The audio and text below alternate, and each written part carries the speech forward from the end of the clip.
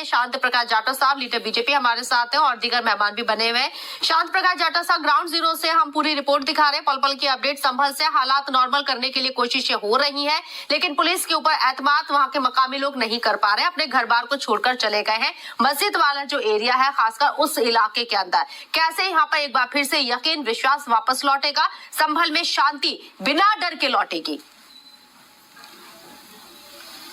देखिए, जिस तरीके से संभल में जो घटना हुई है वो पूरी तरीके से केवल और केवल जो है अफवाह पर ही आधारित रही। जिस तरीके से ग्राउंड रिपोर्ट की आपने अभी चर्चा जो है उन्होंने बताया, तो पूरा का पूरा जो विषय है वो केवल अफवाह पर ही आधारित रहा और अफवाह ने इतना बड़ा हादसा करा दिया कि वहां पर 5 बच्चों की जान चली गई। बहुत मुश्किल होता है इस प्रकार की बातों को संभालना। मैं ये ठीक है सर, जिम्मेदार है तो वहाँ का प्रशासन जिम्मेदार है, और अगर ये होर्डिंग, जुर्माना, उनके नाम जारी करना, तो कम से कम भारतीय जनता पार्टी को उनके भी नाम जारी करने चाहिए जो सर्वे के समय पर भारतीय जनता पार्टी के नारे लगाते हुए भारतीय जनता पार्टी के समर्थक सर्वे के समय गए थे। कम से कम उनके नाम तो जारी हो। दोषी वही लोग भी हैं, क्योंकि सर्वे की टीम के साथ भारतीय जनता पार्टी के लोग कैसे जा सकते हैं। और ये दिल्ली लखनऊ की लड़ाई है, दिल्ली लखनऊ की जो लड़ाई है उसमें आम आदमी पिस रहा है, जनता पिस रही है, और लखनऊ वालों को ये पता है कि कभी दिल्ली वालों ने भी इसी तरीके की घटना कर करके दिल्ली तक पहुंचे थे। आज लखनऊ वाले भी उसी रास्ते पे चल रहे हैं। अब देखना ये है कि राज धर्म कौन किसको याद दिलाता है। जो राज धर्म की बात है वो अब कौन, लखनऊ वाले, दिल्ली वाले, अब कौन किसको याद दिलाएगा, ये सबसे बड़ी बात है। क्योंकि दोनों सरकारें देख रही हैं आखिरकार के अन्याय हो रहा है। और आपको याद होगा जब बुलडोजर रोका गया तो जुर्माना सरकार को देना पड़ा, और आज ऐसी परिस्थितियां हैं जहां वो सीसीटीवी वीडियो अगर रिलीज कर रहे हैं तो कहीं ना कहीं इंटरनेट खुलने के बाद तमाम वो वीडियो, तमाम वो ऐसी हो सकता है वो निकले जिसमें कहीं ना कहीं प्रशासन की कमी नजर आए। व्यवस्था की बात की जा रही है। नहीं, आखिरकार सर्वे कराते समय वो कौन लोग थे भारतीय जनता पार्टी के जो नारे लगा रहे थे? नारे लगा करके कौन सा सर्वे होने जा रहा था? क्या सरकार ने, प्रशासन ने उन पे कार्रवाई की? क्या उन लोगों पर जुर्माना सरकार लगाएगी? क्या जिस तरीके से गंभीर धाराएं लगी हैं उन पे भी वही गंभीर धाराएं लगेंगी? आप सांसद पे, विधायक पर मुकदमा दर्ज इसलिए कराना चाहते हो क्योंकि वो आवाज ना उठाएं, और जितने लोगों की भी जान गई है सब पुलिस की गोली से जान गई है।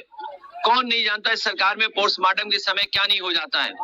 यहाँ पर ये भी है कि पोस्टमार्टम में दबाव बना करके डॉक्टर्स पर रिपोर्ट बदलवाई जाती है, तो प्रशासन क्या नहीं कर सकता है। और फिर ये जो लोग अधिकारी गण हैं, इनका जरा बैकग्राउंड देखिए, आप कौन लोग हैं अधिकारी।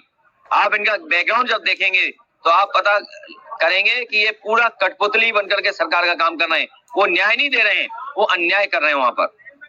मिल्कीपुर का चुनाव भी, मैं अयोध्या और मिल्कीपुर के चुनाव के लिए पूरे देश के मीडिया के लोगों को और पूरे विश्व के मीडिया के लोगों को निमंत्रण देना चाहता हूं कि आए और देखें आगे कितना निष्पक्ष चुनाव होता है, कितना डेमोक्रेटिक तरीके से चुनाव होता है।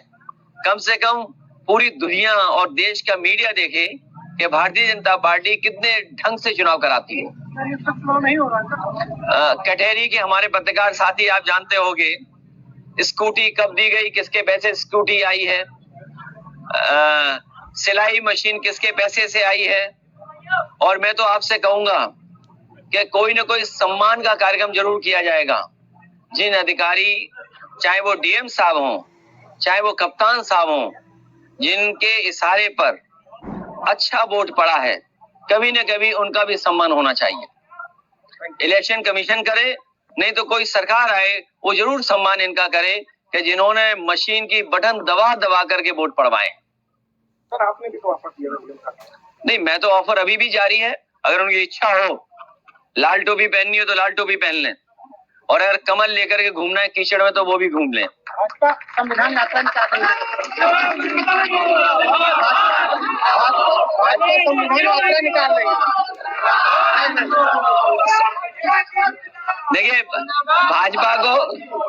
भाजपा संविधान से नहीं चलती है। भाजपा संविधान से नहीं चलती है। भाजपा मन विधान है उनका, वो मन विधान से चलती है।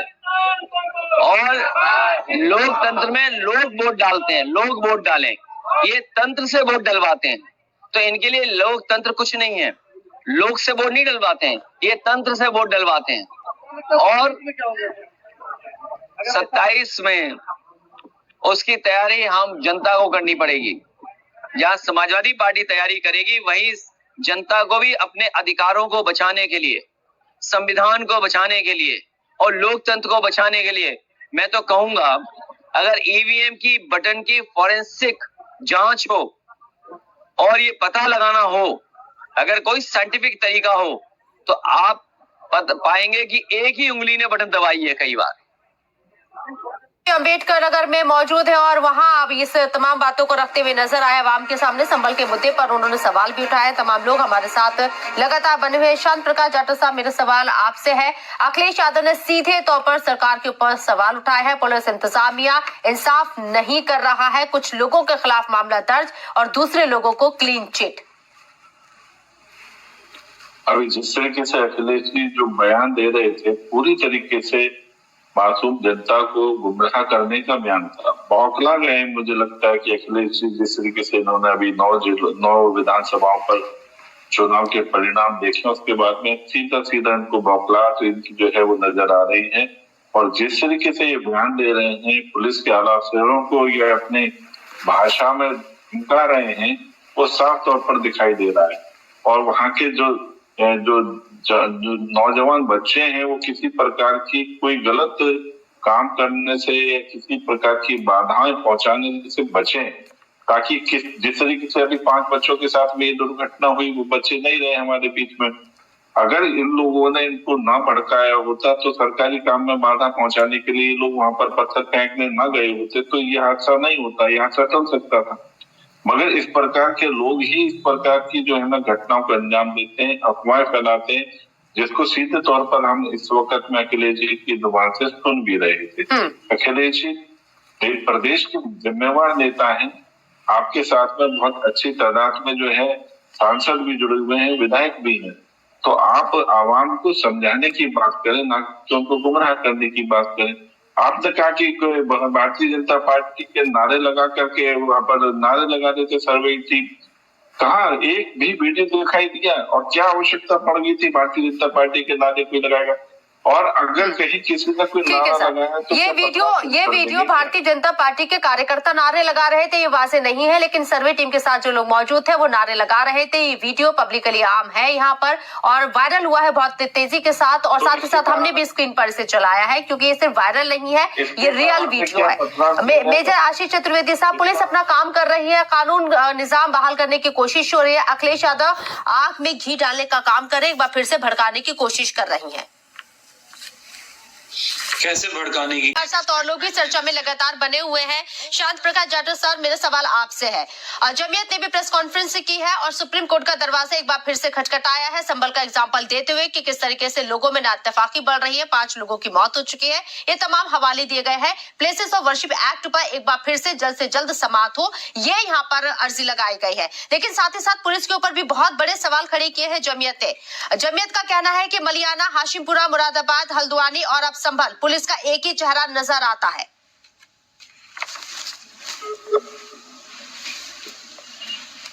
संभल में जो हुआ है वो प्रशासन और वहाँ के जो आवाम के बीच में हुआ है, और जिस तरीके से वहाँ पर प्रशासन सर्वे करने के लिए गया, कानून का पालन करने के लिए गया, कानून के पालन करने में जिन लोगों ने बाधा पहुंचाई, उनके खिलाफ पुलिस ने वहाँ पर एक्शन लिया है।